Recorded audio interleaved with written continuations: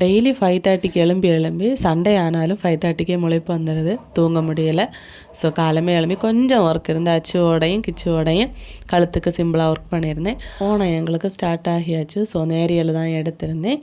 Kerala sorry அழகான Kathakali design எல்லாம் வச்சு நம்ம ஏலா கலெக்ஷன்லேருந்து கொடுத்துருந்தாங்க. தென் இதை ப்ளீட்ஸ் எடுத்து நம்ம ஃபுல்லாக பிடிக்கிறதுக்கு ஒரு ஆள் வேணும், தூக்கி பிடிக்கிறதுக்கு. ஸோ உங்கள் வீட்டில் இருக்க கதவில் இது மாதிரி சொருகி வச்சுட்டு அழகாக நீங்கள் ப்ளீட்ஸ் எடுக்கலாம்.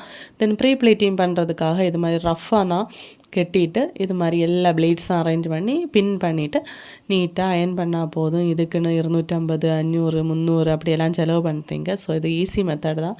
தென் ஃப்ரண்ட் ப்ளீட்டை மட்டும் நீட்டாக விரித்து வச்சு அயன் பண்ணிட்டேன். இப்போது அச்சுக்குட்டியையும் கிச்சுக்குட்டியையும் ரெடி பண்ணணும். ஸோ ஃபஸ்ட்டு என் பிள்ளைங்களுக்கு இந்த டைப்பில் பூ நெட்டி சுட்டியெல்லாம் வச்சுருக்கேன். நானே பார்த்து ரசித்து கண்ணு வச்சுட்டேன். அச்சுக்குட்டி பார்க்குறதுக்கு ஆளே மாறிட்டாங்க. செம ஹாப்பி ஆள் பார்க்குறதுக்கும் அப்படி தான், நடத்தையிலையும் அப்படி தான், ரொம்ப இஷ்டப்பட்டிருந்தவங்களுக்கு. தென் சரி நம்ம சர்ச்சுக்கு இனி போகலான்னு சொல்லிட்டு ஸ்கூட்டியோட கீ எடுக்க போன இடத்துல தலையில் இருந்த பூ நெட்டி சுட்டியெல்லாம் எடுத்து நெட்டி சுட்டி எந்த பேப்பரில் இருந்தோ அதில் அப்படியே அரேஞ்ச் பண்ணி வேற வச்சுருந்தாங்க. நான் விடுவேன், நான் திரும்பவும் எடுத்து அங்கே மாட்டி விட்டாச்சு. அவங்களுக்கு பிடிச்சிருக்கு. பட்டு ஃபஸ்ட் டைமாக வச்சனால கொஞ்சம் இரிட்டேஷனாக இருந்துச்சு. பாருங்கள், ரொம்ப இஷ்டப்பட்டு பயங்கர ஹாப்பி ஆள். தென் ஒரே பாட்டும் டான்ஸும், ஏதோ டான்ஸுக்கு போடுறாங்கன்னு நினச்சிருப்பாங்க போல். ஒரே டான்ஸு.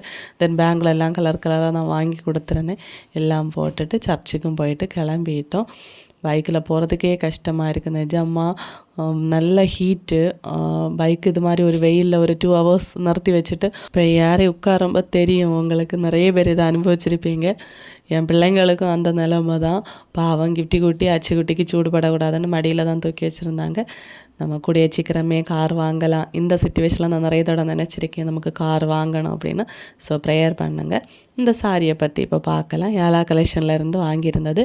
ஸ்க்ரீனில் நம்பர் கொடுத்துருக்கேன், தேவைப்பட்ட நீங்கள் வாங்கிக்கோங்க. கதக்களி டிசைன் எல்லாம் போட்டு டிஷ்யூ சாரி தான். பட் இது ப்ளீட்ஸ் எடுக்கிறதுக்கு அழகாக நிற்கிது. ஃபாஸ்ட்டாக நம்ம ஒரு இடத்துக்கு உடுத்துட்டு போகணும் அப்படின்னு நினச்சா அழகாக அப்படியே ப்ளீட்ஸ் எடுத்து அப்படியே உடுத்துட்டு போகலாம். லைட் வெயிட்டாக தான் இருக்குது, உடுத்த மாதிரியே இல்லை. பாருங்கள், நான் அதில் ப்ளவுஸ் கட் பண்ணதுனால நிறைய ப்ளீட்ஸ் வேறு எனக்கு கிடச்சிருந்து.